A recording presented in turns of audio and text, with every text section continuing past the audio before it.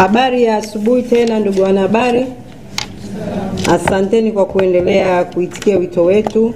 Nafikiri tumesikia kutoka kwa naibu katibu wa mambo ya nje na waziri kivuli wa mambo ya nje na ushirikiano wa kimataifa kuhusu yaliyotukia Angola. Mimi nitaanza kwa kuelezea kwanza umuhimu wa jukwaa hili.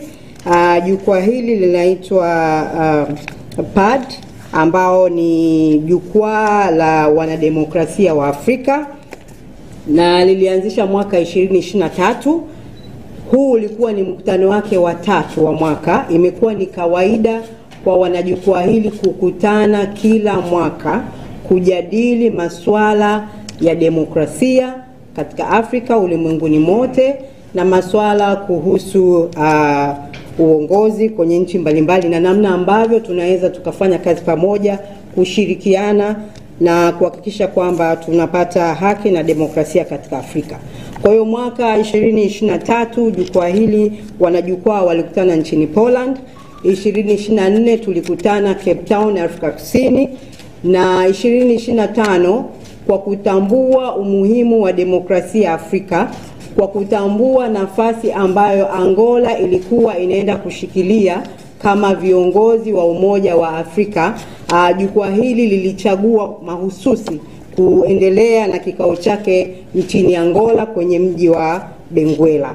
Na nchi ambazo zimekuwa zikishiriki na ni washirika wa jukwaa hili ni pamoja na South Africa, Namibia, Msumbiji, Angola wenyewe, Uganda, Kenya, Lesotho, Swaziland, Sudani ya Kusini, Tanzania, Uganda na Ethiopia, na Sudani ile ambayo Sudan. Sasa mwaka huu ulikuwa ni mwaka mwingine tena kwa wanasiasa kutoka Afrika, wanademokrasia kutoka duniani na sehemu nyingine zote. Kulikuwa kuna rais mstaafu wa Colombia, kulikuwa kuna rais mstaafu Ian Khama na wanaharakati wengine pamoja na viongozi wengine wa vyama vya siasa na viongozi kutoka serikalini washirikiane tena kukutana Benguela, Angola, na kuendelea na mjadala wa kesho ya Afrika kwenye masuala ya kidemokrasia. Kwa hiyo mtatambua kwamba hili ni jukwaa muhimu, tunalihitaji kama wanasiasa wa Afrika, kama wanaharakati wa Afrika na watu tunaoitakia kesho njema kwa Afrika ili iweze kuwa na demokrasia bora na inayojibu haja za watu wake kuhusu maendeleo na usimamizi wa mataifa yetu.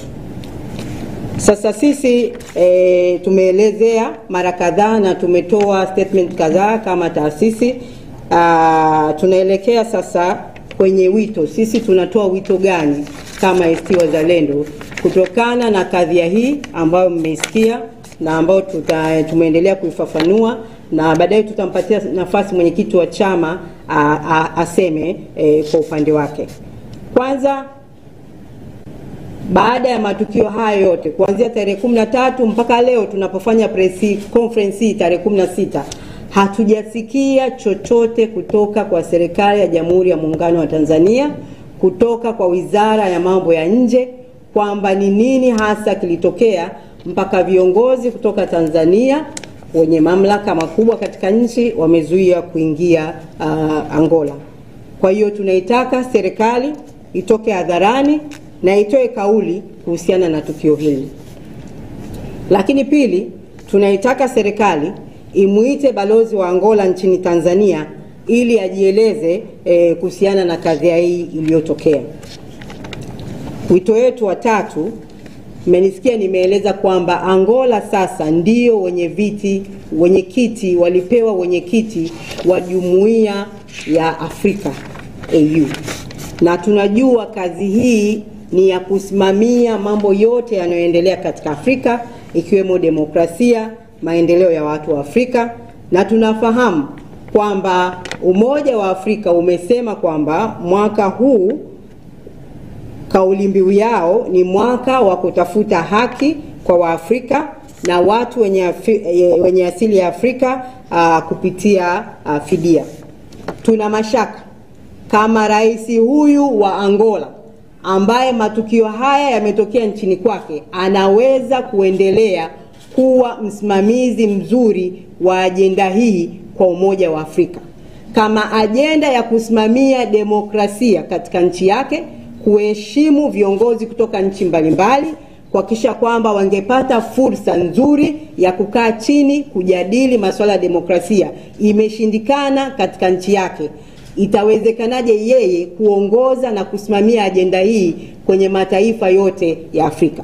Kwa hiyo tunawaomba sana viongozi wa Umoja wa Afrika watafakari nafasi hii adhimu na ya heshima kubwa sana waliompa rais wa Angola kama mwenyekiti wa Afrika, kwamba hatoweza kuimudu nafasi hii. Ni swala la kutafakari, na waone kwamba nafasi hii ipatiwe viongozi ambao wao wenyewe wanaonesha mfano wa kusimamia ajenda ya demokrasia katika nchi zao, kabla ya kutwikwa mzigo wenye majukumu makubwa wa kusimamia ajenda ya demokrasia katika Afrika.